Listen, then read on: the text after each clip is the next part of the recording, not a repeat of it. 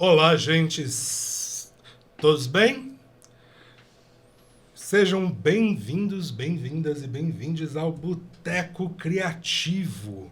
Aqui nesse boteco recebemos pessoas criativas de todos os sabores, licores, teores alcoólicos, texturas, origens, naturalidades e bolsos também. Hoje nós estamos sendo servidos pela nossa dupla de garçons. Eu sou o Bi. E eu sou o Ju. E hoje aqui nós recebemos esses dois queridos que toparam agora conosco virar um grande esquenta de cachaça, da boa, quentinha. Para começar os trabalhos. Enquanto se apresentam. Como é que se fala? Que é para afinar as notas agudas? Gente, esse é depois que já afinou tudo. Agora não afina mais nada. Ainda bem que o ensaio já foi. Muito bem-vindos. Aí, né? Um prazer ter vocês aqui. Para nós está sendo uma surpresa prazerosa também. Aí, gente. A que vocês brindam? Bom, a criatividade em primeiro lugar, saúde também, né? Saúde. É uma longa vida ao Boteco Criativo. Gratidão, saúde. Obrigado. Valeu. Criatividade.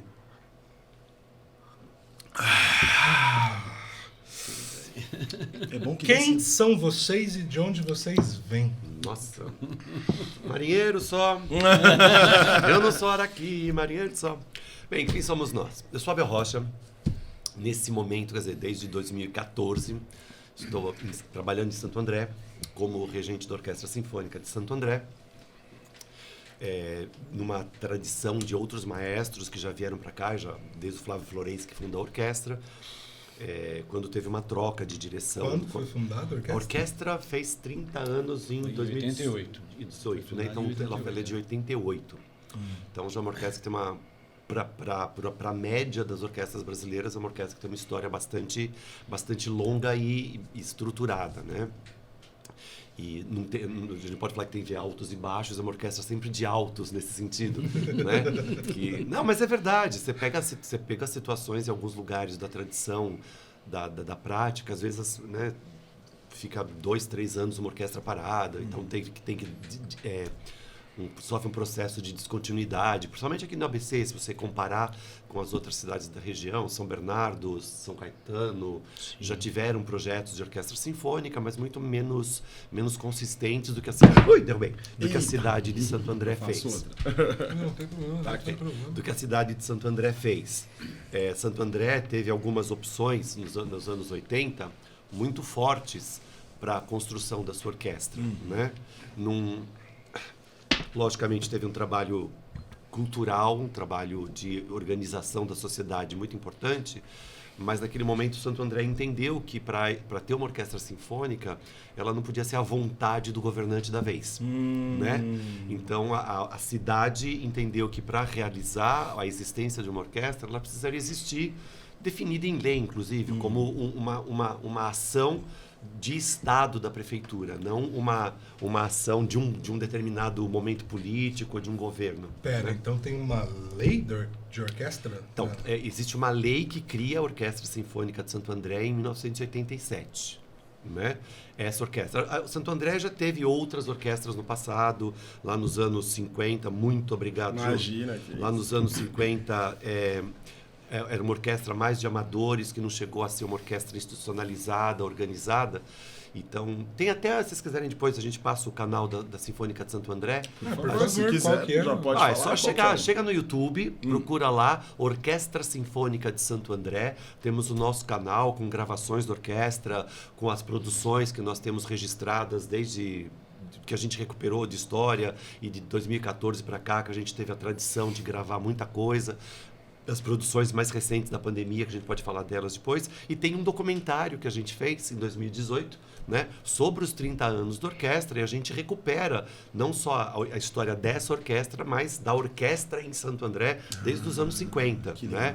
Então, com imagens do Tibor Reisner, que foi um dos primeiros maestros, o Teatro Carlos Gomes, que era a sede da orquestra, quando ele era um cine-teatro com plateia de 800 lugares. Então, tem umas coisas bonitas lá que a gente recuperou na festa dos 30 anos, exatamente para deixar registrado um pouco da história da cidade, né? Porque isso faz parte da história das pessoas. E essa orquestra foi fundada em 1988, esse momento da orquestra, foi criada como uma orquestra jovem, em 1988, no momento onde várias cidades de São Paulo...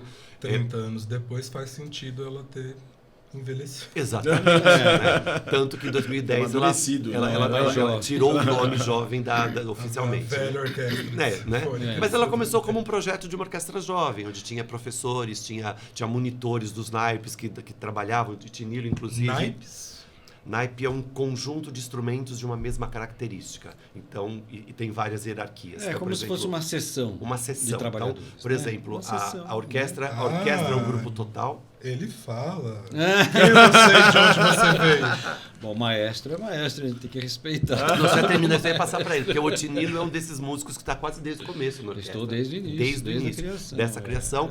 E naquele momento ele entrou, como era uma orquestra de estudantes e profissionais, o Otinilo já era, desde aquele momento ele foi contratado e começou a atuar como professor de orquestra. Que legal. Então, é um dos membros mais antigos, ele conhece muito melhor a Orquestra de Santo André do que eu, né? Que eu tô nesse presente recente. Não tão antigo assim. Não, cara. Jovem, né? Não, exatamente, ele entrou muito jovem, ele entrou como professor muito jovem na orquestra, né? Pois é. Bom, meu nome é Otinilo Pacheco. Na verdade, eu sou da cidade de Itu. Falam que é tudo grande, mas olha, tô aqui na prova. E comecei música lá também. Tenho parentes que são músicos da família Carrasqueira, flautista João Dias Carrasqueira, né? Meu tio. E por influência deles, fui incentivado à prática da música, né? Então, tanto tocava na banda de Itu, que era uma grande banda. Nossa, né? sim. E também participei no Conservatório de Tatuí, né, que é o famoso Conservatório de Música. Famoso Depois, Tatuí é um celeiro, né, de profissionais, né? Acho que é uma das maiores escolas de música, porque as pessoas entendem muito que a cultura forte de um estado está na capital, que nem sempre é verdade, né? Isso. A capital tem mais facilidade de acesso a coisa, mas Tatuí, que é do outro lado do estado, né, dá 2 horas e bolinha daqui, né? É uma das escolas de música mais tradicionais do interior do estado, né? Que legal. E ela atende um universo de formação de pessoas de diversas áreas. Era muito voltada para instrumentos de sopro, porque era uma coisa muito comum antigamente, né? As pessoas entravam no meio musical, principalmente no interior, a partir de fanfarras, de bandas, essas coisas, né? Não era tão natural você estudar instrumento de corda. Instrumento de corda é uma coisa erudita, né? Né? E grande celeiro de músicos, justamente no interior, eram as bandas. Exatamente. Né? E eu acabei vindo disso. Também veio dessa, né? Você falou porque não é mais? Hoje é bem raro, né? Cada vez, infelizmente, a gente, não só na música erudita, né? Mas qualquer artista hoje em dia é um ato de resistência, né? Então imagina as bandas por aí afora, né? Então, de fato, não vou aqui entrar na questão política, né? Mas faltam incentivos, né? Ou políticas culturais nesse sentido. Lá em Itu mesmo eu sei que ainda existem as bandas, mas, vamos dizer assim, bem mais sucateadas, vamos dizer assim. Né? Caso queira entrar na questão política, fica à vontade que o Boteco Porque, na verdade, hoje em dia, muitas delas, muitas dos projetos pelo interior existem programas de Estado para ensino de música, né? Mas muitas dessas, as antigas liras, as filarmônicas, que tinham esses nomes, né? Que é uma filarmônica? E porque eu lembro que Santo André, eu já ouvi que Santo André tinha a banda lira. A banda lira continua atuante. A banda lira continua atuante. Tem quantos anos a banda lira? 60, 70. Uau! Né? Aliás, grupos fortes na região. né? E com Tanto São tradição. Bernardo como Santo André, do Né? ABC. Então isso é uma... As bandas eram muito Não, boas. mas a pergunta dele é super legal, porque as É. pessoas acham que são coisas diferentes, né? Uma orquestra sinfônica é diferente de uma filarmônica. Como elas rimam, então... como sinfônico rima com filarmônico, as pessoas acham que são duas coisas. O Ica não serve para nada, né? Né? Essa terminação não serve para nada. A cuíca Então, discordaria de exatamente. você. A cuíca. Mas ela não é sinfônica. Sinfônica. Né? Então, assim, o sinfônico, o radical grego, sinfono, significa sons ao mesmo tempo. Que nem você tem sincrônico, né? Sincronizar o relógio. O sim é de colocar ao mesmo tempo o cronos, que é o tempo. Então, sincrônico é ao mesmo tempo. Então, sinfônico, fonos é som, fonar, fonologia, né? Que é sons que são produzidos juntos. Então, a orquestra sinfônica, a palavra vem disso.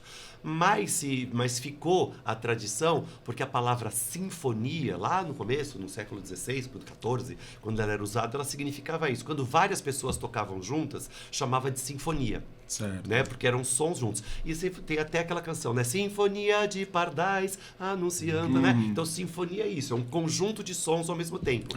Porque você tinha as outras palavras que eram para pessoas que tocavam sozinhas. Olha. Então, você tinha a tocata, que era para alguém que tocava sozinho no piano. Você tinha a cantata, que era alguém que cantava. Então, quando você tinha um punhado de gente fazendo som junto, falava que isso era uma sinfonia. E aí acabou virando o sinfônico, essa palavra para mostrar um conjunto de pessoas que tocam juntas. E o filarmônico, a palavra em si não tem nada a ver com música, né? Porque filo é de filantropo, de filo, de amigo de, né? Entendeu? Então, normalmente, os conjuntos que você chama não sei o que filarmônica são aquelas instituições musicais que não são o que sobrou hoje, que não são mantidas pelo poder público, que são mantidas por um grupo de pessoas que são amigos das artes. Né? Então, por exemplo, uma sociedade filarmônica de música é uma sociedade que não tem, pode até ter apoio público, mas ela existe porque um conjunto de pessoas que amam as artes resolveram fazer essa manutenção. Então, hoje em dia, você usa o nome não tem muito sentido técnico, não é uma coisa... As duas são do mesmo tamanho, tocam as mesmas coisas, mas normalmente as sinfônicas são ligadas ao poder público e as filarmônicas são ligadas a entidades que podem vir a receber algum apoio do poder público também. A exemplo Itu mesmo. Então. Hoje tem a Filarmônica de Itu, que também faz parte de uma associação, né? Amigos da arte lá. Né? E é isso. E é exatamente isso, acontece. amigos de, né? Então é esse termo. Então, a banda Lira aqui em Santo André é uma banda filarmônica, porque ela não é bancada pelo poder público. Ela existe por um conjunto de pessoas que dão sustentação a esse trabalho artístico, né? Com o seu próprio suor, com essa coisa. E nós estávamos falando da orquestra que é mantida pelo poder público. Então, a orquestra aqui em Santo André foi o que aconteceu.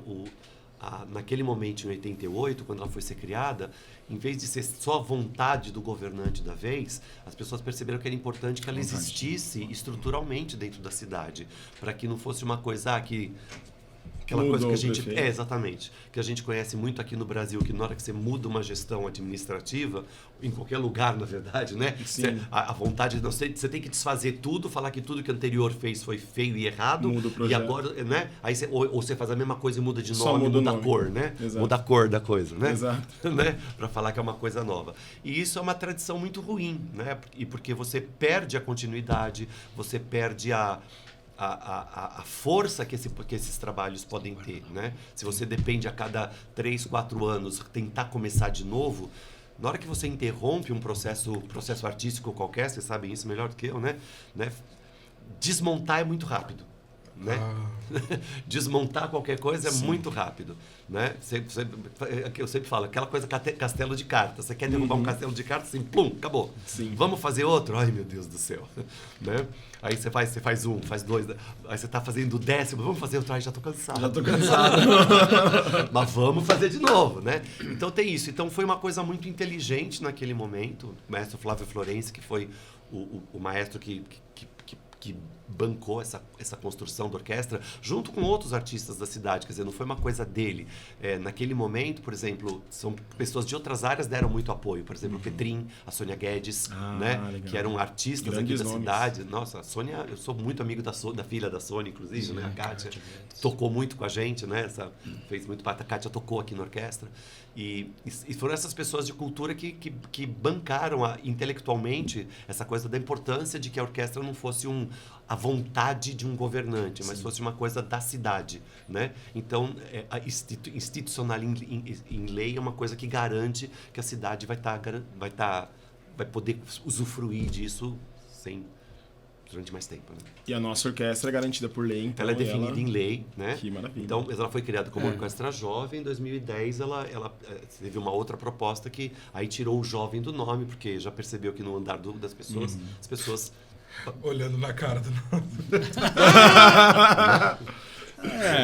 Não, mas tem Envelhecer é importante, Faz não parte, é? Faz parte. Sinal de que tá vivo, tá maduro, tá sábio, né? Exatamente. Sabedoria. Mas para perguntar, apesar da orquestra ter sido criada como lei e isso ter garantido a sobrevivência dela contra as intempéries do tempo, você que está nela há tantos anos, quais intempéries ela sofreu? Ixi. Questão política sempre tem, né?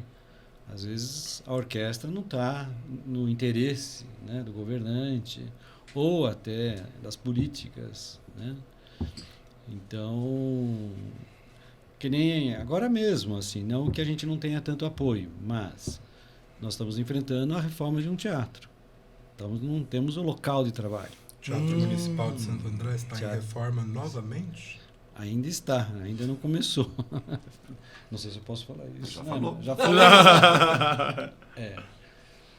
Mas fisicamente ainda está em reforma, né?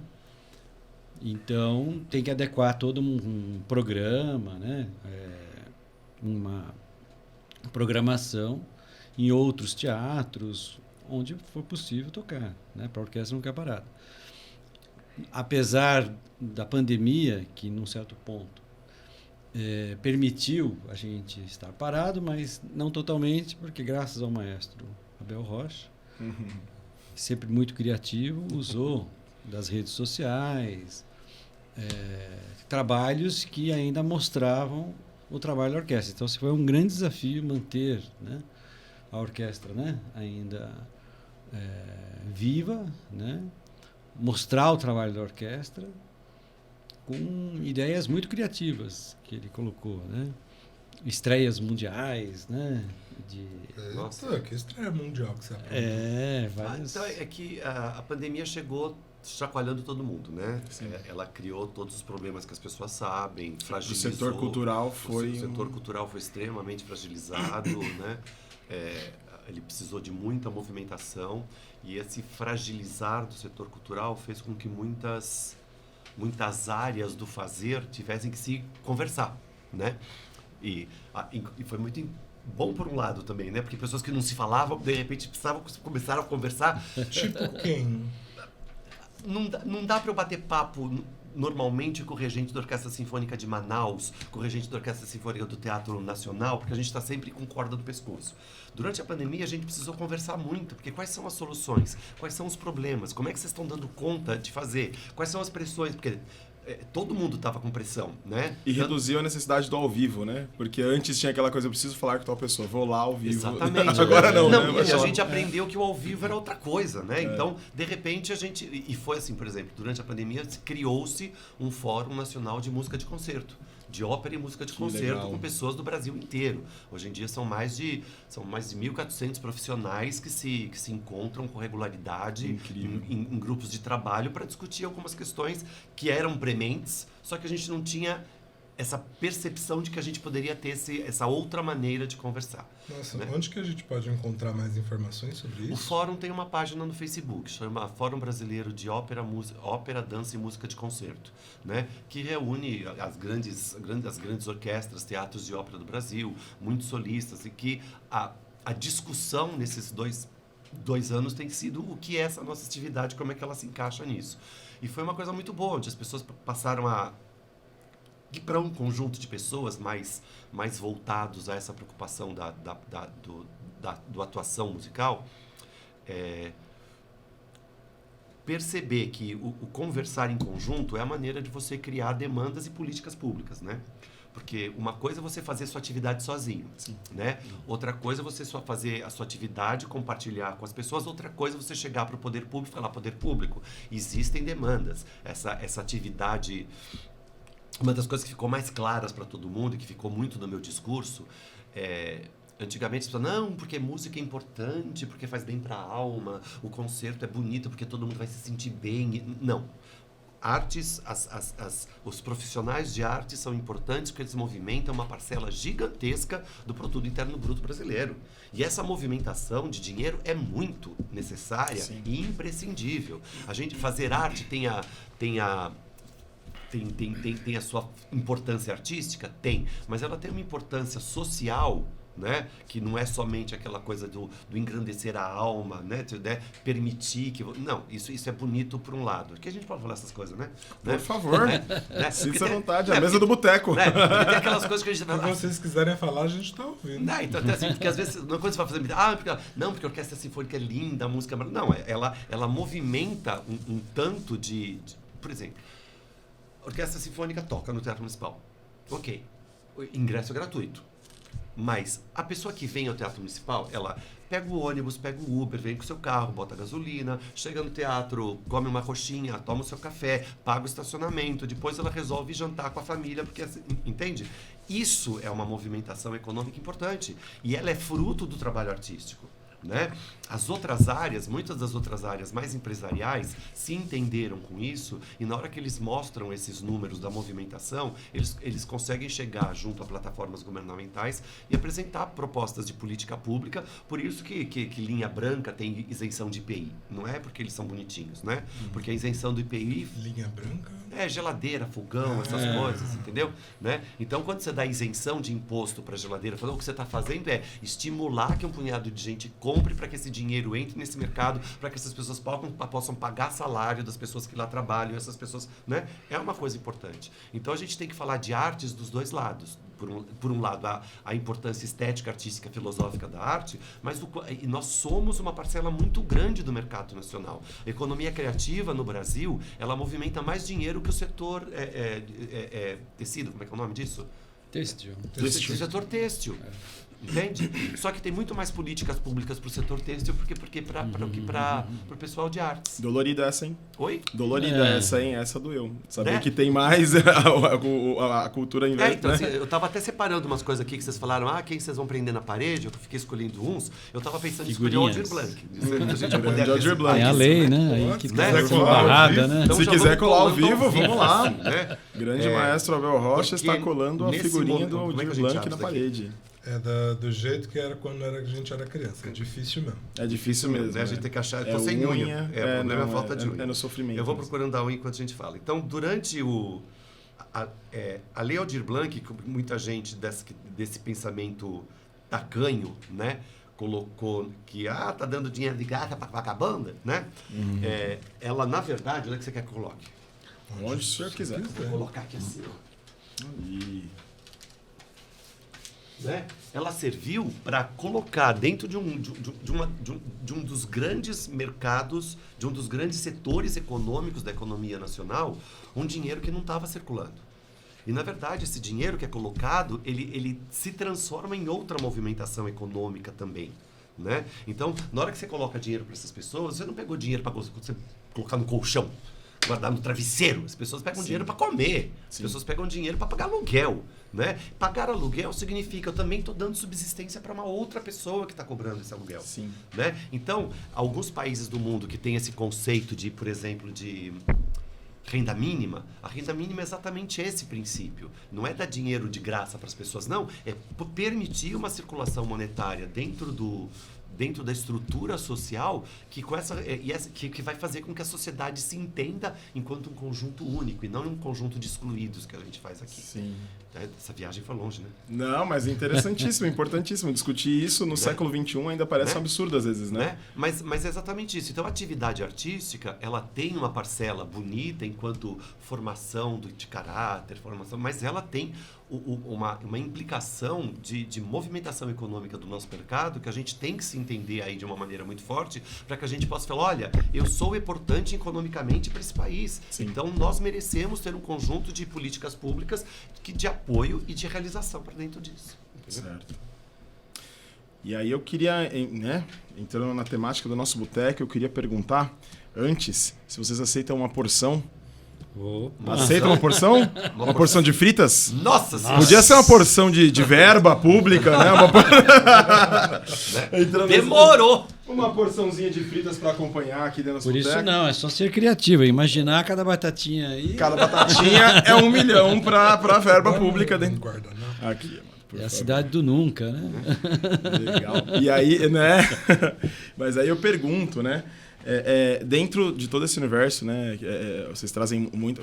Acho muito legal toda essa discussão sobre a questão da política pública para a cultura, né? E pensando ainda na orquestra e ainda pensando que no lugar que a orquestra ocupa no imaginário, né? E aí eu queria ainda vamos chegar nessa pergunta do imaginário dentro da orquestra sinfônica, mas eu queria perguntar qual que é o ingrediente principal, né? Aproveitando a nossa porçãozinha de fritas, qual que é o ingrediente principal desse trabalho lindo que vocês fazem?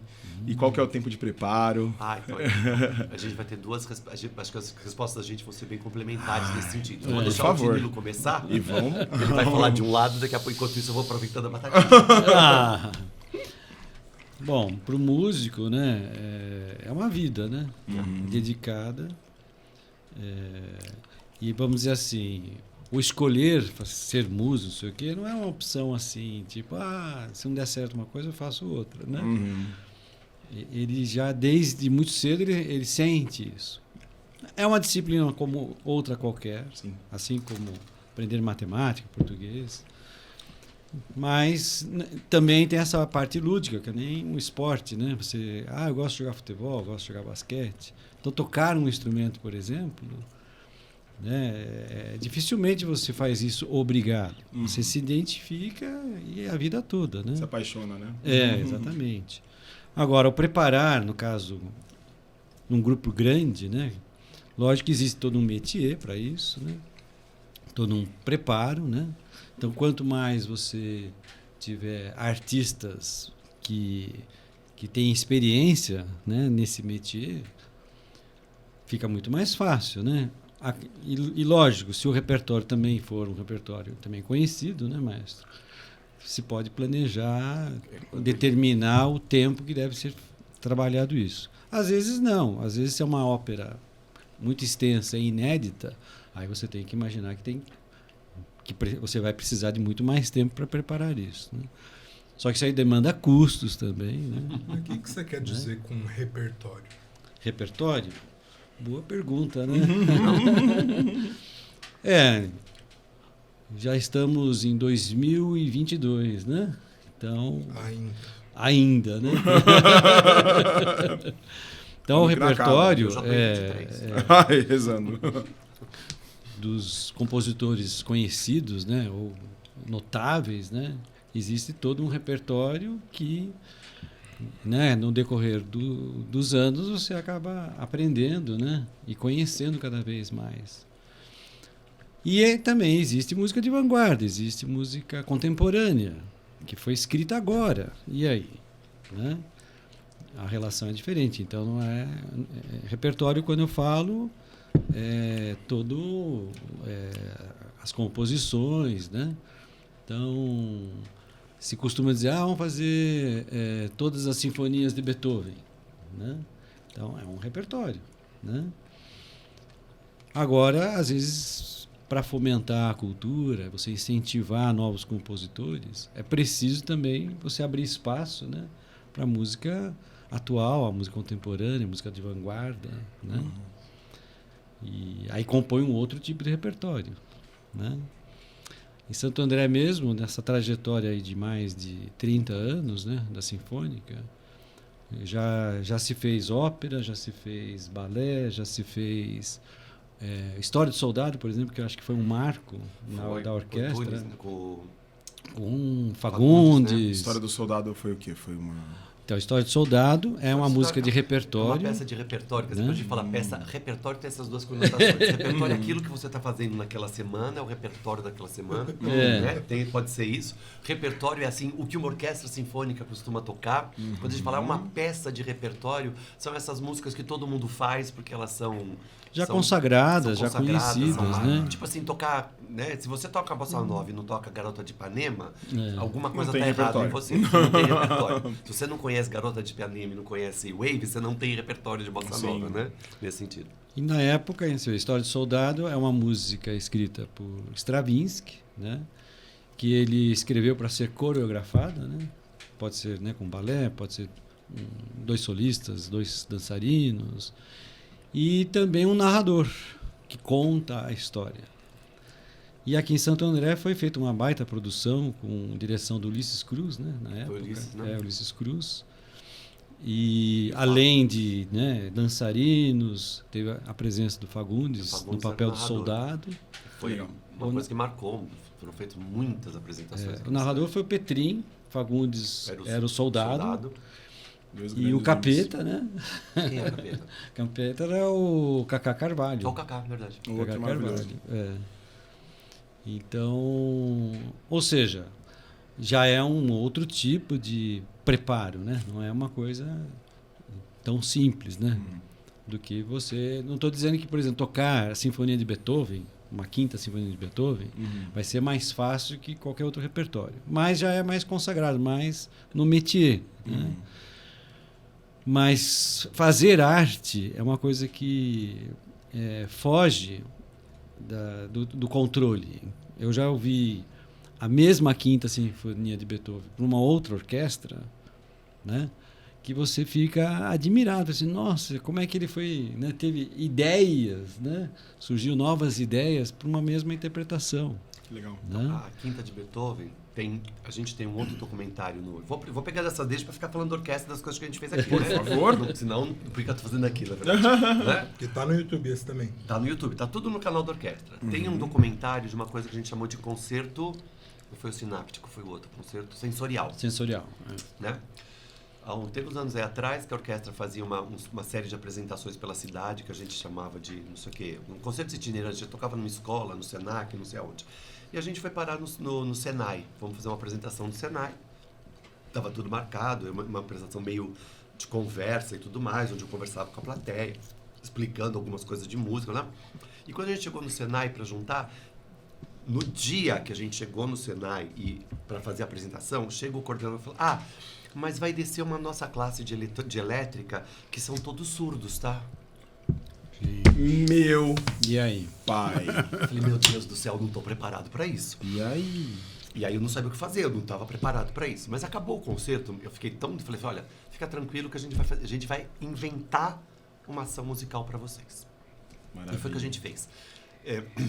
Para essa classe, para essa turma de cegos do Senai, de surdos do Senai, e para alunos surdos da rede municipal, que são atendidos por um programa especial da Secretaria de Educação, que é para surdos, a gente organizou uma coisa que a gente chamou de concerto sensorial. E a 5ª Sinfonia foi a peça do concerto. Como eles não podiam ouvir essa coisa que a gente... Então, de que maneira essas pessoas poderiam interagir com a música, já que eles não conseguem interagir com o conceito de som como a gente o entende. Sim. Né? Porque o que é som? O som, na verdade, é uma coisa, é uma energia Uma que você bate entre dois corpos sólidos. Esses corpos sólidos, ao entrar em choque, existe uma energia desse choque. Essa energia se dissipa, fazendo com que essa onda sonora vai andando pelo ar, e ela, na hora que ela chega na sua orelha, entra no buraquinho da sua orelha, chacoalha o seu ouvido e você decodifica, fala, isso é um som. Né? Mas ela tem, antes dela vir, até ela bater no seu tímpano, naqueles ossinhos e virar som, ela é um outro conjunto de coisas. Ela só é som na hora que ela entrou na sua cabeça. Enquanto ela não entrou na sua cabeça, ela não é som. Uau! Né? Então a gente partiu desse princípio. Eu tenho uma amiga minha que também é educadora de pessoas com deficiência. Então a gente foi mostrar para esses alunos todas as outras facetas do som. Por exemplo? Eles foram aprender a soprar coisas. Porque eles podem assoprar vários instrumentos. Então, eles podiam assoprar pouco ou assoprar muito. Isso, para eles, a velocidade do sopro fazia sentido. Porque eles estão vendo que eles estão... E aí a gente podia explicar que essa diferença de velocidade é o que no instrumento de sopro a gente fala que é tocar forte ou tocar fraco. Porque se você assopra muito... Pá! Você está fazendo um som forte. Se você assopra pouco, você está fazendo um som fraco. Que coisa né? mais linda. A gente pôde fazer várias teve uma iniciação musical, né? Juntando com sinais. Na verdade, era perceber as características físicas do som, mas perceber dentro dos sentidos deles, que eles não iam... Né? Então, eram as outras coisas. Por exemplo, a gente criou um punhado de instrumentos e coisas que eles podiam ver a propagação da onda. Né? Bater num tambor desse lado, esse tambor está aberto e esse ar que foi deslocado por bater no tambor chacoalhar umas fitas e uns tecidos que estavam do outro lado. Né? Então você percebia percebia a transferência da energia. Colocar a mão no instrumento, que é uma coisa que a gente não faz. Quando você toca, ninguém vai botar a mão no instrumento dos outros. Então, colocar a mão no instrumento e perceber que o instrumentista toca assim ou toca assado, a percepção do instrumento muda. E depois a gente fazia uma partitura visual. Então a gente colocou uma orquestra com pouquíssimos violinos, porque violino é um instrumento... Como assim uma partitura visual? Em vez das pessoas lerem as notas, eles viam linhas coloridas que representavam cada instrumento. Cada instrumento representava uma linha. Né? Então a linha do clarinete era uma coisa que e esse efeito azul, sonoro era representado por uma cor, ou por uma intensidade. intensidade. Tipo um Guitar Hero. E mais ou menos mais isso. Ou menos isso. Adorei. Exatamente isso. Só que como a pessoa não podia ouvir aqueles sons, ela podia ver aquela trama de cores e de pontos. Uau. Agora, o mais impressionante foi a interação. Nossa, tocando, você perceber que eles reagiam. Então, assim... Sentiam, até né, se expressavam. Né? Tá sentindo a vibração. Nossa, que emocionante. E a gente tocada assim. Não, se prepara que agora é para chorar. Nossa. Né? Agora você vai chorar. Nossa. E a gente, assim, violino como um instrumento pequeno, não interessava muito. Não, e na plateia a gente trouxe pessoas da terceira idade, de um programa de terceira idade aqui de Santo André, que eram já pessoas que já estavam começando a ter problemas de audição. E essas pessoas achando que nunca mais iam ter uma vida que prestasse, porque não tinham problema de audição. Então elas foram colocadas no mesmo concerto com crianças de 8, 9, 10 anos que não ouviam. E aquelas crianças estavam super animadas com o que elas estavam descobrindo. E a terceira idade pôde perceber que isso que eles estavam entendendo que era algo... Essa perda não ia ser... Eu vou chorar, maestro. Né? Então, se prepara. Aí foi. Então, a gente pegou os instrumentos que tinham mais sentido para você botar a mão... Desculpa botar a mão em vocês, né? Então, um contrabaixo é grande. Então, 3, 4 pessoas podiam botar a mão no contrabaixo. Violino, não dá para 3 encostar no violino. Então, os tímpanos, que são aqueles instrumentos, tambores grandes, em vez da gente colocar só 2, eu botei meia dúzia para poder mais gente ouvir a música, na verdade, encostando no instrumento. Tímpano, tipo, o mesmo tímpano... Tem o mesmo nome, porque é um tamborzão que você bate. Ele tem o mesmo nome do tímpano, mas é um tambor afinado. Pum, pum, pum, pum, pum. É como se fosse uma pele. É um tamborzão com uma pele, só que você pum, pum, pum, você consegue afinar. E colocamos 3. E as crianças tocavam, botavam a mão lá. E o Rubens tocando tuba. Quando a gente foi conversar... Quem é Rubens? Rubens é um dos colegas da orquestra que toca tuba. Tuba, todo mundo sabe o que é, né? Tuba, aquele grandão. Isso. E aí teve uns rapazes que estavam lá encostados na tuba. Aí depois que a gente foi conversar, fez a apresentação, foi conversar com essa molecada. Tinham crianças, tinham adolescentes, tinham adultos, todos eles com problemas de audição. Aí ele falou assim, então maestro, então deu para perceber aquilo que o senhor falou do agudo e do grave. Falei, como é que você percebeu? Porque quando ele toca agudo, porque quando a gente toca agudo a gente faz um som mais, que nem fazer... Sabe quando você assopra fininho e assopra grosso? Sim. A impressão que você tem que, na verdade, o fininho é gelado e o grosso é quente. Você já reparou? É o mesmo ar que está saindo da boca. Põe a mão na sua frente.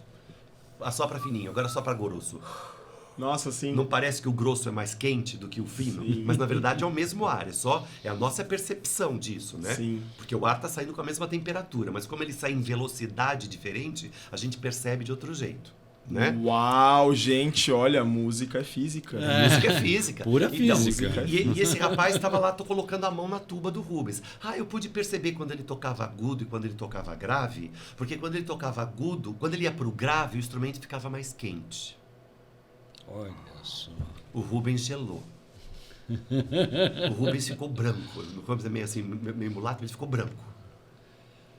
Maestro, eu toco tuba há 40 anos. Nunca percebi que o meu instrumento muda de temperatura. Não. Eu tô arrepiado, né? Instrumentista com instrumento na mão há 40 anos não faz parte da percepção dele, mas o outro chegou lá, foi a primeira coisa que ele viu. Eu entendi porque o instrumento mudou de temperatura. É impressionante isso, né? Né? Então esse trabalho tem um documentário na nossa orquestra. Para nós é lúdico, né? Mas Nossa. Né? para ele é palpável, né? Total. É uma coisa física. E isso é uma coisa que a orquestra pode fazer, entendeu? A orquestra pode fazer isso muito pelas pessoas, né? Então, e todo mundo fala, você é maluco, mas você vai fazer uma experiência musical? Eu falei, mas vou fazer. Então, paramos, pensamos, construímos várias coisas, vários exercícios, várias possibilidades, e a orquestra fez um concerto. Logicamente, todo mundo descalço no palco. Em princípio foi esse, a plateia estava descalço, não estava na plateia, isso. eles não estavam de longe, eles estavam dentro da orquestra, encostando, vendo, tocando, cheirando, tudo que eles podiam fazer, descalços no palco para poder perceber toda essa sequência de movimentações e tudo mais. Então, eles fizeram música junto com a gente, mesmo assoprando coisas, mesmo que eles não ouvissem a velocidade do ataque, muitas notas, poucas notas. Então, tem muitos parâmetros que você pode perceber no seu corpo, mesmo que você não os decodifique como som. A gente acaba chamando só de som, mas tem muito mais coisa ligada com isso. Nossa. E hoje em dia tem muito essa preocupação da inclusão, né? Então tem um projeto novo aí que deve estrear em dezembro, que é a Orquestra Parasinfônica, né? Que também para o público-alvo são pessoas excluídas, né? Que têm alguma certa deficiência, mas que podem ainda tocar um instrumento, por que não? Isso vai estrear aqui em Santo André? Não, é um projeto de São Paulo. É um projeto de São Paulo que vai... Tem alguns colegas que estão trabalhando nesse projeto, por isso que eu estou sabendo. Que vai criar frutos e vai ajudar a fazer com que isso seja uma prática corriqueira e normal. Tem algum lugar para a gente buscar mais sobre isso? Acredito que Orquestra Parasinfônica deve ser. As eu mídias devem estar isso. Deve estar aí. Né? E esse nosso concerto sináptico... A gente vai dar uma procurada, a gente coloca na tela, né? Na tela, na descrição depois, né? E esse concerto sináptico, esse concerto sensorial, quando a gente fez, eu levei a narração disso, o registro disso para um simpósio de música erudita depois. E muitas outras orquestras vieram perguntar para a gente como a gente fez. Então eu pude oferecer, Santo André ofereceu para essas pessoas o roteiro de como você fazer. E Campinas fez, a orquestra de Belo Horizonte fez, né? Tudo baseado na nossa experiência, que é uma coisa legal, né? Você poder criar um trabalho e o teu trabalho... E perder essa coisa, fui eu que fiz, você não pode fazer porque é meu, né? Não, nós conseguimos fazer isso, sabe? Isso é importante. A gente organizou dessa maneira. Tá legal? Você consegue fazer também? Faça. Então, essa proposta do concerto sensorial, ela rodou por mais 3 ou 4 cidades, porque as pessoas vieram conhecer o trabalho que Santo André ofereceu, né? E é isso que eu falo, uma orquestra sinfônica ela tem essa capacidade, exatamente por tudo, porque ela tem uma estrutura, ela tem uma possibilidade ela tem inclusive a obrigação, né? Ela tem essa obrigação de construir essas relações com a sociedade de uma maneira muito mais forte. Né? Que legal. Que rico tudo Separei aqui o Mamberti, escolhi o Mamberti. O saudoso Dr. Vitor. O meu selinho aqui de Copa do Mundo. Havia muitas fotos, mas eu não podia evitar de trazer ele como tio Vitor. Pois é. Faz parte da minha infância. Da sua infância, da infância das minhas filhas também. Você vê? Não, mas é verdade, porque o programa foi impressionante, mas eles construíram uma relação com a cultura brasileira. Sim, sem dúvida. Né? Com muita criatividade, né? Sim. Puxa, então, transgeracional, né? Vai para todas as gerações. Então, são duas gerações completamente diferentes, né? Minhas filhas. Eu assisti a estreia, eu nunca esqueço. Eu não sei quantos anos eu tinha. Eu lembro que eu sentei era chão de carpete, aquele carpete verde da sala da minha avó. Eu sentei assim, eu assisti, olhando pra tela da TV, aquela TV com um seletor de girar. Aí coloquei no canal 2. Eu lembro do tremendo, assim, nervoso. Porque eu lembro da chamada, eu tô chegando, que era o cano, né, do mal chegando, assim, nos encanamentos do Castelo Rá-Tim-Bum ia começar o Castelo Não, Rá-Tim-Bum. mas eles influenciaram gerações de Gente, pessoas, né? sim. E porque foi tudo muito bem construído, né? Por isso que eu não coleciono figurinha, porque olha, é difícil. Não tirar as é o cards difícil. aqui. Quer que eu tente tirar? Eu tô sem unha aqui. E aí eu queria... Mentira, eu tô colecionando a figurinha. Ó, então na segunda edição do Boteco aí, você traz aí pra gente trocar a figurinha. Opa! Porque eu vou trazer as do meu Eu sobrinho. tô no que ele- começo ainda. Nem tenho repetidas aí. Nem tem as repetidas ainda. Mas, maestro, uma conta não tá fechando aqui na Bora minha lá. cabeça. Como que uma pessoa tão agitada Quem agitava?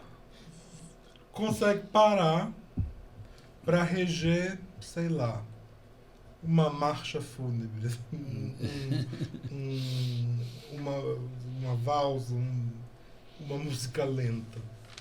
Como que é isso? Quando você tá regindo a música lenta, a tua cabeça tá assim, semana que vem eu vou ter que fazer um ensaio pra começar as 2 horas. Eu tenho um relatório pra faculdade. Eu desliguei o fogão. Eu tenho um relatório que falou, será que eu desliguei a água do fogo hoje de manhã? Ah, agora tem o encanador do bué, vai lá o bué. Imagina. Gostei do programa, é bom saber dessas coisas. Oi? Viu? É bom Não, conhecer as pessoas melhor o acham- Vamos maestro. conhecer melhor o A gente maestro. tá super concentrado, mas as pessoas, são várias magias, né? Fazer arte em cima do palco são várias magias, né? E tem a magia para a plateia, que a gente tem essa obrigação de manter, né? Grande Sérgio Humberti. Gratidão. Sabe, quando eu tinha uns 18 anos, mais ou menos, eu lembro de um comercial de televisão, não lembro de quem, né? Porque esses comerciais ficam tão importantes pelo que ele é que você não sabe mais o que ele estava vendendo, que nem aquele eu quero ver, você não chorar. Ninguém sabe o que esse comercial vendia. Ninguém sabe. Nossa, não faço ideia. Você vai cantar a música inteira e não vai, porque ele não tem assinatura. É o maior e o pior jingle da história do comercial brasileiro. Todo mundo sabe cantar do começo ao fim, mas ele não traz a assinatura do produto. Eu lembrei. O quê? Também não vou falar porque não estão patrocinando a gente. Então Exatamente. patrocinem a gente aí, vocês dessa musiquinha. Né? Tragam patrocínio pro Boteco Criativo que a gente canta a Que a gente musiquinha canta na segunda edição. e assina no final. E assina no final. Né? E era um comercial com a Ana Botafogo, que foi a primeira bailarina do Teatro Municipal de Rio de Janeiro. Você é a primeira bailarina no teatro com 18 anos de idade, né? Então ela... E por alguma razão ela estava perguntando para ela por que ela estudava tanto, por que ela fazia tanta aula. Ela ficava assim, porque a função do artista, que ela falou que o artista tinha que chegar no palco e estar com a técnica sempre muito limpa e muito correta.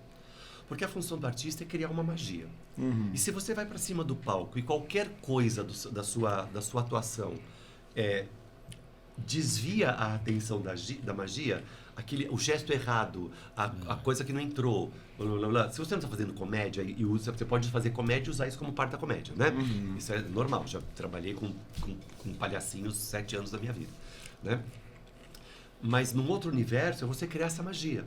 E a tua falha técnica pode tirar do público essa magia que você está se propondo a fazer com que ele tenha.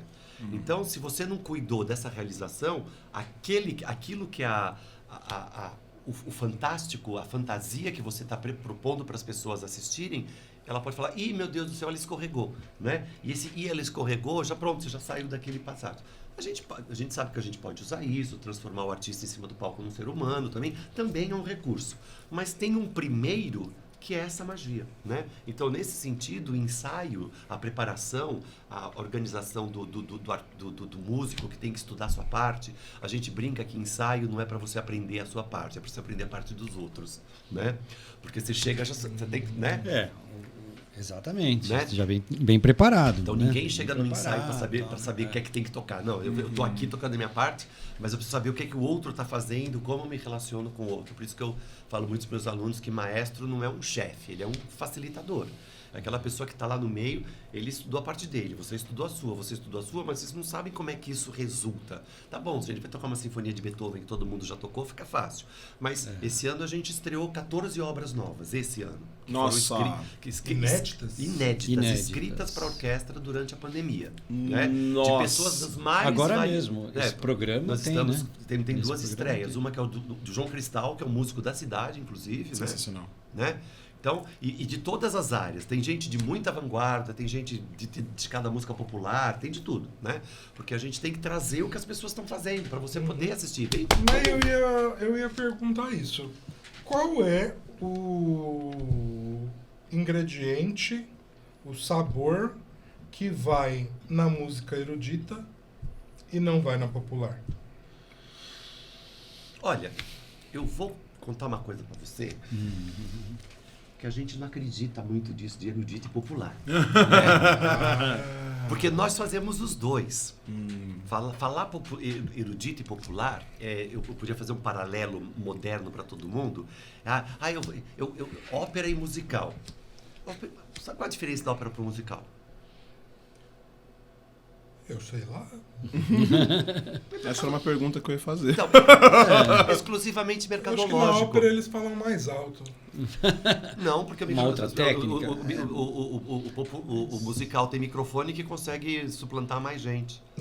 Né? Mas em termos de estrutura, tem dança, tem canto, Então, tem quando as pessoas falam assim, música, não, porque o musical... tem teatro, tem mas tudo. se você falar, porque o musical usa microfone, se eu colocar microfone na ópera vai ser musical? Não, na verdade é uma coisa mercadológica também. Então, cidades grandes como São Paulo, Londres, Berlim, Nova York, tem o teatro do musical, tem o teatro da ópera, porque a gente reserva, olha, daqui é o meu mercado, aquele é o seu, mas muitas dessas pessoas trabalham nos dois lugares, né? Os nossos músicos da Orquestra Sinfônica de Santo André tocam em todos os musicais que você conhece em São Paulo. Né? Então lá, tá todo mundo tocando em musical. Se você falar, olha só... No Rei Leão. Rei Leão. Olha só, o percussionista da Miserável. orquestra, flautista da orquestra, violinista da orquestra, todo mundo. Então, os músicos em si, não faz diferença onde é que eles estão tocando. Muitos dos cantores de musical fazem ópera e fazem musical também, né? Só que assim... Para vender, a gente vende duas coisas diferentes. Esse teatro faz musical, aquele teatro faz ópera. Tem esse momento mercadológico. E isso, você falou de grandes cidades. Né? Mas isso estava voltando do popular e do erudito. Para nós, não tem muita diferença. Não existe uma O diferença. problema é rótulo. Tudo se rotula. Né?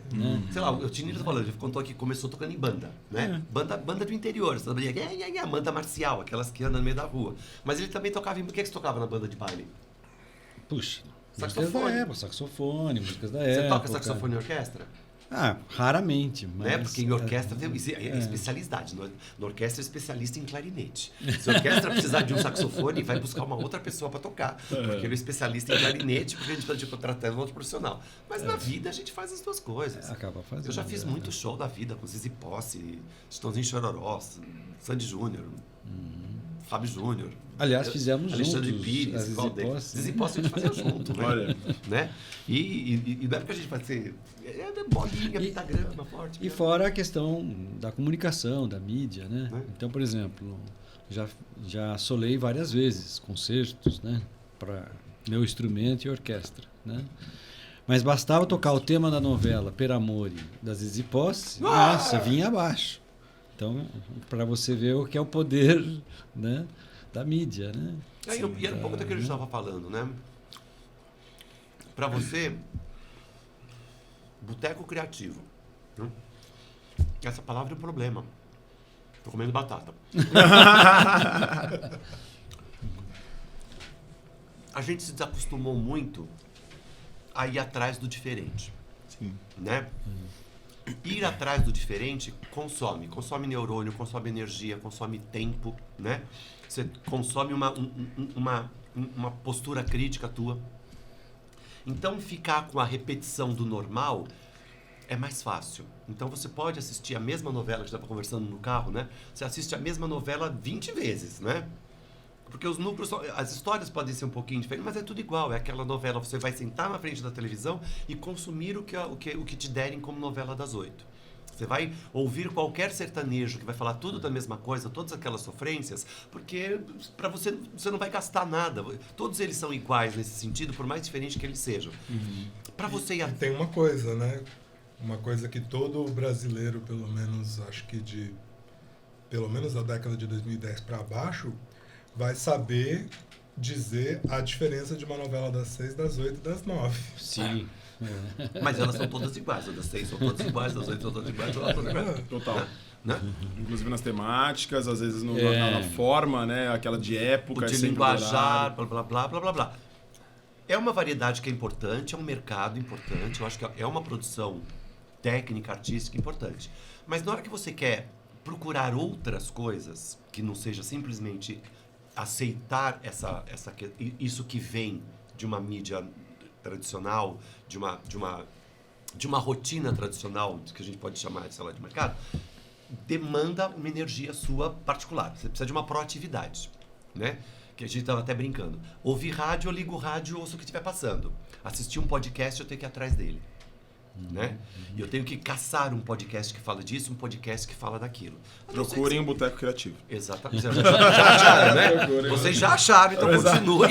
Procure Boteco Criativo. Manda o link pro seu amigo. Mandem o link pro amigo, se inscrevam no canal, sigam a gente nas redes sociais. Né? E manda o link pro amigo, que é importante, porque o amigo vai ficar... Ele vai achar fácil fazer... Se clica assim não vou falar o nome do aplicativo, mas esses aplicativos de comunicação. Isso. Se você manda o link, ele só clica no link e assiste. E assiste. Pronto. Se você falar para amigo, procura o Boteco Criativo, ele vai ter que entrar no coisa, procurar. Até procurar. Ele vai errar a palavra, não vai saber como é que escreve, né? Exato. Então escrever boteco com O, né? É Boteco. É boteco ou boteco? O que vocês acham? É Boteco fica mais Boteco, Não né? é boteco. É boteco. Não, boteco com O vem da bodega italiana, que era a farmácia. Olha! Era bodega, né? Era o nome... Erudito é isso. Não, mas é verdade. A farmácia isso Acho que que ele vai na raiz da palavra. Isso né? vai no título. Né, então, mas A galera do marketing não contou isso pra gente. Então, a bodega italiana era isso, né? Era a farmácia que misturava essas coisas todas. Você comprava as bebidas, não tinha muita diferença de farmácia pra... que não, que Agora, o boteco virou a nossa tradição, onde você vai lá pegar seus espirituosos, né? Que maravilha. E ir atrás do diferente consome energia. Sim. Consome muita energia. Então, você precisa estar... acho que isso que a gente precisa recuperar também na educação, né? Que a nossa educação, que a educação pública no geral, o conceito de educação, né? Levar as pessoas a procurar essa coisa diferente. E né? não só no Brasil, né? De toda forma, a educação é muito congelada, né? Muito... Tem algumas sociedades que já tem isso um pouco mais... Já está na rotina, né? Sim. Tipo quem? Alemanha. Vai para Berlim. Berlim adora. Você vai para Berlim só tem... Mas hoje estou encasquetado com a Alemanha. Nossa, é verdade. Hoje a Alemanha já passou por aqui, já falaram. Berlim é uma cidade que, assim, o ponto alto da produção daquela cidade, as pessoas vão atrás daquilo que não é padrão. Não. Entendeu? É uma sociedade de pessoas que, por causa de tudo, é uma grande cidade, as pessoas... Não, já vi. Não, isso é o normal. Quero algo diferente. As pessoas... Então lá tem música de tudo quanto é jeito, teatro de tudo quanto é jeito, de cima para baixo, de baixo para cima. As pessoas... Então, e essa diversidade é o que as pessoas querem ter próximo. Elas não querem se fechar num gueto. Isso que é muito interessante em algumas situações. Mas para isso você precisa estimular as pessoas educacionalmente, intelectualmente a procurar essa diversidade, né? Senão é muito fácil você ficar parado assim, consome sempre. Eu tive a oportunidade de conhecer vários lugares e realmente Berlim impressiona. Até, por exemplo, você faz uma visitação lá onde estava o Palácio do Governo, né? Que tem lá os políticos, né? Que você pode subir, você vê o plenário lá, tem uma visitação, né? Que é, depois do pós-guerra, uma preocupação sobre a democracia. Né? Sim, e não é uma coisa que as pessoas... que são os congressos. Fantástico. Assim. E não é só turista que está lá, a população assiste corriqueiramente as sessões legislativas. Eu fui uma vez... Eles sabem que isso vai impactar diretamente no dia a dia delas. E isso é uma questão de formação de educação. Eu fui uma vez numa sessão da Câmara de Santo André, todo mundo ficava me olhando assim com uma cara. O que você está fazendo aqui? Eu falei, o que você está fazendo aqui? Eu falei, eu assisti, gente, só. Lógico. Eu só vi assistir, eu tinha 18 anos. A gente devia ser assim, levado a ter essa... Eu fui pra assistir mesmo, pra conhecer. Teve uma época que aqui no Santo André, aquelas coisas que a orquestra faz, a gente faz umas coisas malucas, né? E a gente inventou uma coisa de trazer terceira idade, grupos da EJA, que é essa educação de jovens adultos, né? Esses grupos assim, para o Paço Municipal. E Santo André, não sei se vocês percebem, eu sou de fora da cidade, então eu posso falar... O passo é uma coisa muito impressionante. Sim, né? lindíssimo. Porque não só pela beleza, mas pelo conceito. Né? Todo mundo fala executivo, legislativo e judiciário estão ali juntos, mas quem planejou o passo fez executivo, legislativo, judiciário e cultura. Sim. Botou o prédio da biblioteca e o prédio do teatro no mesmo quadrilátero. no meio, Uma galeria. Com a galeria de arte e tudo, entendeu? Então, o planejamento do passo, ele é uma proposta política muito forte aqui de Santo André. De falar que o executivo, o legislativo, o judiciário e a cultura são a base da construção da cidade. Sim. Né? Então, eu sempre que vim para cá, eu achava isso muito, muito forte. Né? E a gente tem que saber usar isso. Então, nesse sentido, a gente sugeriu para a orquestra um punhado dessas coisas. Oi? Não, bateu uma onda forte aqui. Né? Né? Uma coisa que a gente fez... Foi o shot.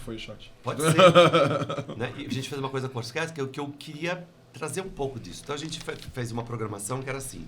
Trazia escola, velho, terceira idade, gente... Né?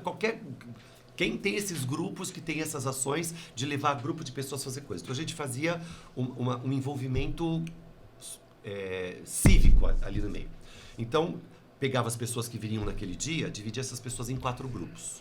Então, um grupo visitaria a Câmara Municipal, enquanto um grupo está na Câmara, outro está na biblioteca, outro grupo está na galeria e outro está lá no fórum. O que é que a Câmara faz, mas faz o que a biblioteca faz? Vai dar troca, cafezinho, intervalo. Depois que os 3 ou 4 grupos visitaram os 3 ou 4 lugares, eles entravam no teatro e assistiam um concerto da orquestra.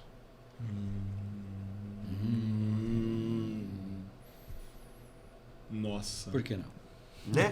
E para mim era um programa muito legal que a gente fazia, porque pegava pessoas... E não precisava ser você, era assim, a orquestra ensaiou das 2 às 5h30, então a gente armava tudo, a orquestra ensaia das 2 até as 4h45, faz um intervalo, 5 horas a gente sabe que esse pessoal vai chegar. Então, no meio da tarde, a gente fez esse atendimento. E juntava esses 4 grupos. Então, você podia ter 30 pessoas em cada um desses grupos que circulavam entre a biblioteca, a galeria, a exposição de artes, o fórum, né? Que tinha uns monitores que apresentavam esses lugares, falando da importância da Câmara Municipal, de você conhecer quem são as pessoas, saber quem são os vereadores da cidade, ir para a biblioteca e saber quais são as ações que a biblioteca faz, e depois culminava com assistir a orquestra no palco do teatro, saber que o palco do teatro é um lugar que você pode ir corriqueiramente como parte da tua ação cívica, né? Que sensacional. Numa sociedade que não é tão comum visitar lugares de cultura assim, né? Então, mas a gente propunha uma visita não de cultura, mas de civilidade. Civil. Né? Cidadã. Cidadã, exatamente. Porque é isso que é a tua cidade. Né? Você tem que entender que esses organismos, essas coisas estão lá por você. E eles oferecem serviços para você. Mas também tem que cobrar. Porque se você não cobrar, eles não vão continuar. A pessoa tem que cobrar que a Câmara dos Vereadores faça coisas em prol da cidade. Tem que cobrar que a biblioteca, né, tem que cobrar que a orquestra faça coisas em prol da cidade. Tem que cobrar de todo mundo. E não uma cobrança no mau sentido, né? Mas o que vocês vão nos oferecer? Sim. E isso a orquestra conseguiu, acho que de alguma maneira, construir umas coisas. E o que a orquestra planeja oferecer daqui para frente? É sempre um desafio, né? Porque vocês trabalham com arte, você sabe o quanto que é complicado nesse momento que onde tudo é muito descartável, né? As pessoas estão mais preocupadas com eventos rápidos do que com projetos a longo prazo, né? Sim. Então a gente tem que tirar essa média, uma média entre fazer algo que seja uma coisa perene, cheia de novidade, né? E esse cheio de novidade, por um lado, é custoso, né? A gente brinca com as pessoas. Tem que haver investimento. É investimento, né? Ou parcerias, Sim. né? Que a gente tem que também aprender. Ainda nós estamos o pós-pandemia, né? Estamos retomando aos poucos, né, maestro? E como eu já falei, sem teatro ainda, né? Está em reforma. Descobrir quem são esses novos públicos, porque a orquestra tinha uma tradição muito forte de público. O teatro é pequeno para a cidade já, né? O teatro tem 480 lugares. Então, como ingresso... Mais palco do que teatro. E só orquestra usa os 3. Né? Como tem mais... As pessoas chegavam lá, a gente começava a distribuir ingresso às 6 horas da tarde para o concerto das 8, 4h30 já tinha gente na fila. Então me dá uma agonia para isso. Que as pessoas chegam 3 horas antes do concerto para garantir o seu ingresso. Eu tenho uma memória muito gostosa de infância, que foi um piquenique no parque. que a gente ficou horas assim. Eu lembro do Parque Streamlic ali, O Jaçatuba? Jaçatuba atualmente? Não, é para Palhaço Streamlic, mas é que o pessoal chama do Parque do Jaçatuba. O Streamlic, aquele que eu acho que tinha uma concha acústica. Tem uma coisa pequena ali, mas é pequena. Mas eu lembro daquele vale ali onde tem os brinquedos, Isso, as crianças, que é bonito, porque você tem todo cheio de grama. de coisa. E tinha que estava todo mundo esperando a orquestra tocar, né? Só que eu era muito criança, eu queria ir brincar. Faz parte. E minha mãe queria não deixar sair de perto com aquele monte de gente para me perder. Mas eu lembro com muita nitidez da orquestra. A orquestra tocando. já fez ações não só de incentivar crianças a irem ao teatro, como concertos didáticos, né, no próprio teatro, como também ir até o público. Então, em praças, em parques, né, igrejas. Eu lembro na Cisa. Isso, exatamente. Assisti na Cisa no Natal. Mas a gente Associação Comercial e Industrial de Santo André. entende que é necessário também, para uma questão de repertório, até de evoluir a orquestra, ou até o ouvinte, né, ter assim, uma continuidade do trabalho e ter também uma regularidade. Então, acho que o sonho, né, acho que do maestro mesmo, é você soltar uma programação anual ou de 2 anos, que você já sabe que tal dia já vai ter aquele evento, vai estar programado aqui. Você poder, né? Você ao mesmo tempo poder ter um projeto a longo prazo, mas hoje em dia um dos grandes desafios, Otinilo, que para mim está pegando toda vez que eu converso por exemplo, tem essas orquestras que soltam sua programação do ano inteiro. Então você já sabe em janeiro o que é que ela vai fazer até dezembro. Ótimo, bom, bonito. Mas são organismos que não conseguem reagir. Né? Isso é ruim também. Né? Isso é ruim. Se tem coisas extremamente importantes que você precisaria reagir a elas no meio do caminho, a programação está fechada. Então eu não consigo, ele não vai mudar o seu concerto de outubro para uma outra coisa. Então são essas duas coisas que eu falo que é complicado. Claro. Porque são organismos que precisariam aprender a reagir também a coisas da sociedade, a demandas. Mas eu gostei da palavra que o Otinilo falou, que é uma palavra que às vezes as pessoas entendem mal, né? Quando as pessoas falam da evolução das espécies, do Darwin, as pessoas acham que evoluir é ficar melhor, né? Evoluir, não é assim, não é que a evolução deixou, não, é o mais adaptado, na verdade, Sim. né? É quem se adaptou àquela coisa. Então, evoluir é se adaptar aos seus momentos, né? É você não estar parado e fixo numa única maneira de fazer, Certo. né? É nesse sentido. Quer dizer, então, porque assim, as pessoas perguntam às vezes, é a brincadeira que a gente faz, né? Por que a orquestra toca Brahms, Beethoven e Bach? BBB? BBB? Porque a gente é pobre. Porque a gente é pobre. Porque você não precisa pagar direitos autorais para Brahms, Beethoven e Bach. Brahms, Beethoven e Bach, todo mundo já sabe como é que é, tem disco, você ouve o disco, então se você já ouviu o disco em casa e vem pro teatro e ouve a orquestra tocar, você reconhece, fala, essa música eu conheço, e fica feliz porque você está reconhecendo. Música contemporânea, música moderna, música que ninguém nunca tocou, primeiro, alguém tem que gastar o seu trabalho artístico, técnico, para escrever isso. Eu não posso pedir para alguém que escreva uma música para orquestra. Você não está fazendo nada por aí, amizade. sábado à noite? Escreve umas músicas pra orquestra. Escreve aí. Você acha que é fácil escrever? Não é jeito de chegar no seu Você violãozinho. não tá fazendo até meia horinha aí? Quantos instrumentos? Você tenta.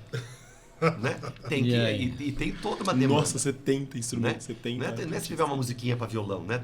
Uma canção. Você pode até compor uma canção, mas na hora que você vai escrever ela para orquestra, ela tem uma outra demanda técnica para isso, né?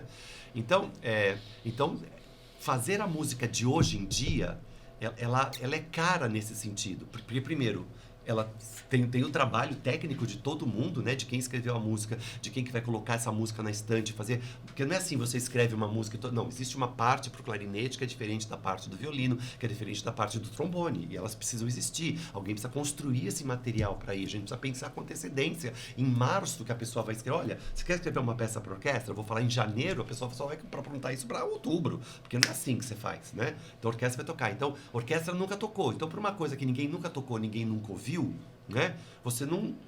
Se você vai fazer uma sinfonia, algo que já está gravado, vamos tocar Wave, todo mundo sabe tocar Wave, por quê? Todo mundo já ouviu Wave, então não tem problema para tocar Wave, né? Agora, vamos fazer uma bossa nova que ninguém nunca ouviu, que não tem gravação e só tem a partitura? Sim. Difícil. né? Mas toca aí pra eu ver como é que é. Não tem tocado. Não existe essa referência, né? E vai falar pro público ouvir uma coisa que ele nunca ouviu. Vocês já passaram por essa experiência, né? Trazer algo que o público não sabe que existe, eles não têm nada no imaginário deles com carimbo de é bom. Porque Bach, Brahms, Beethoven, você pode não conhecer, nunca ouviu, mas você tem aquele carimbo. Ah, é bom. É bom. Combina.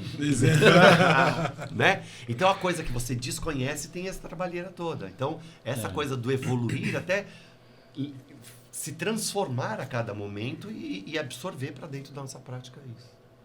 Que legal. Mas é com muito pesar que eu puxo a saideira. Vamos ir. Enquanto o nosso querido Juliano. Vocês topam tomar? Tem que ter o shot da saideira. Que a gente tá feliz. Tem que ter o shot da saideira. De quem quer um papinho. A gente pode acabar com a caipirinha, né? Pode acabar com a caipirinha. Por favor, cerveja, serve mais cerveja. Enquanto ele serve, eu pergunto. Quando vocês param aqui pra beber com a gente, vocês vêm beber para esquecer desses problemas todos de trabalho ou para lembrar das coisas que a gente precisa correr no mundo e fazer? Se fosse para esquecer das coisas de trabalho, a gente não teria falado delas. Você consegue ficar sem falar delas? Impossível. Porque tem uma coisa que... Por exemplo, quando que começa a preparação de um concerto de uma orquestra ou quando começa uma preparação de uma peça de teatro? Se você vai fazer Sonhos de uma Noite de Verão do Shakespeare, quando que começou a preparação disso na sua vida? De noite, sentado no quarto. Mas em que ano começou essa preparação? A primeira vez que você mim... leu uma poesia, a primeira vez que você viu um Shakespeare, porque eu li, né? A primeira vez que você leu, né? Então, botar um grupo para ensaiar uma música, a coisa não começou ali, já começou lá atrás. Todas as vezes que você ouviu, todas as vezes que você foi assistir, porque isso vai transformando o pensamento artístico da gente e essas coisas. Então, a gente não tem uma marca assim, começou no dia tal. A gente tem processos, né? Programação do ano que vem está começando agora, descobrir quais são as datas, quando tem o teatro, que dia que vai ser o concerto, se o concerto é nesse dia, se está perto de alguma efeméride que vale a pena colocar um repertório, né? Até definir o que vai. E quando for o concerto, quando chegar o primeiro ensaio, quer dizer, a gente está no segundo ensaio desse programa, por exemplo, né? Hoje foi o segundo ensaio de um programa. Para mim, esse programa já terminou. O concerto ainda não foi, mas claro, para mim acabou. Eu não tenho que me preocupar, eu só tenho que fazer o que eu já planejei.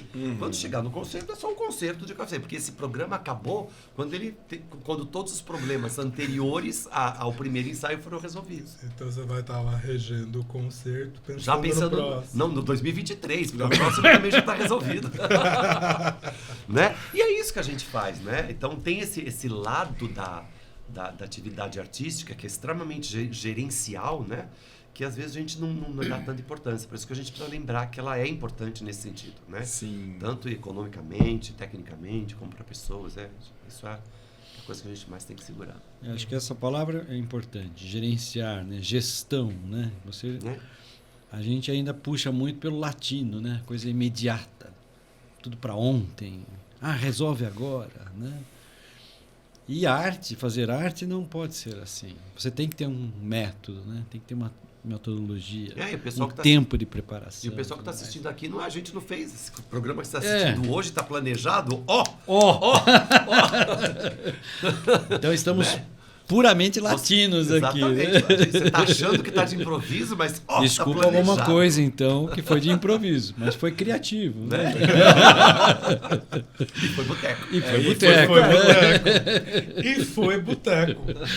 E assim a gente tem que acabar com o programa de hoje, acabar com o boteco, pelo menos para vocês. A gente aqui, eu não sei. A gente continua, tem caipirinha, tem cerveja, frito mais batata aqui. Mas eu preciso tranquilizá-los, primeiramente, dizer que hoje é por nossa conta. É por conta da casa. Mas eu preciso também dizer para quem está nos assistindo ou nos vendo que reunir pessoas, reunir trabalhadores da cultura em ações como essa, em vários tipos de ações, despende muito tempo, muito trabalho, muito esforço, muito empenho, muito recurso. E recurso em todos os sentidos da palavra. Hoje é por conta da casa. Mas se você quiser, você pode deixar os 10% dos garçons no nosso Pix, alvorada.cult@gmail.com. O Boteco Criativo é uma iniciativa da Alvorada Cultural, em parceria com a AEQ Produções, e está disponível aí em todas as suas redes para você indicar para os amigos, para ajudar a gente a multiplicar e abrir os caminhos. Eu brindo a isso, ao Boteco Criativo, a presença de vocês dois aqui. A quem que você brinda, Ju? Eu brindo a presença de vocês, brindo essa acolhida, esse carinho. Opa! Cai tudo. A todas as intempéries que ocorrem no meio de um projeto assim. Mas seguimos. Não machucou não, né, maestro? Então tá bom. Ela resolveu participar, assim. Ela resolveu, a Lousa quis participar, a Lousa que está dentro do meu agradecimento. Mas eu agradeço a presença de vocês, agradeço o carinho, a acolhida, toda a atenção. Ter vocês aqui é muito importante para a gente conhecer mais, saber mais sobre a Orquestra Sinfônica de Santo André. A primeira temporada do Boteco Criativo está com recorte no Grande ABC, né, nos grupos aqui da região, nos coletivos, nos projetos aqui da região.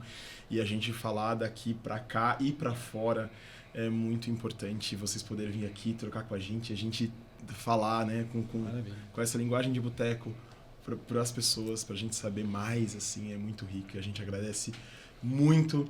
Eu brindo a esse encontro, a essas trocas, a esse papo, ao nosso público.